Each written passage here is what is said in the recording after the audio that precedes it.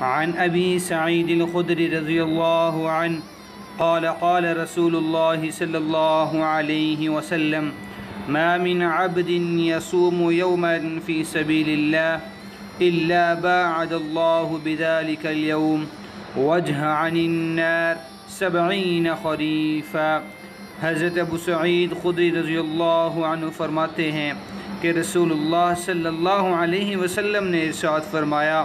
جو بندہ بھی اللہ تعالیٰ کے راستے میں ایک دن کا روزہ رکھتا ہے، اللہ تعالیٰ اس دن کی وجہ سے اس کے چہرے کو دوزخ کی آگ سے 70 سال کی دوری کے برابر کر دے گا۔ اور ایک اور حدیث مبارکہ حضرت ابو ہریرہ رضی اللہ تعالی عنہ سے روایت ہے کہ رسول اللہ صلی اللہ علیہ وسلم نے فرمایا کہ اللہ تعالیٰ نے فرمایا، انسان کے ہر عمل کا بدلہ ہے مگر روزہ، وہ خاص میرے لیے ہے اور میں ہی اس کا بدلہ دیتا ہوں، اور روزہ ڈھال ہے۔ جب تم میں سے کسی کے روزے کا دن ہو تو شور نہ مچائے اور نہ فحش باتیں کرے۔ اگر کوئی شخص اس سے جھگڑا کرے یا گالی گلوچ کرے تو کہہ دے میں روزہ دار آدمی ہوں، اور قسم ہے اس پاک ذات کی جس کے قبضہ میں محمد الرسول اللہ صلی اللہ علیہ وسلم کی جان ہے، روزہ دار کے منہ کی بو اللہ کے ہاں مشک کی خوشبو سے زیادہ بہتر ہے۔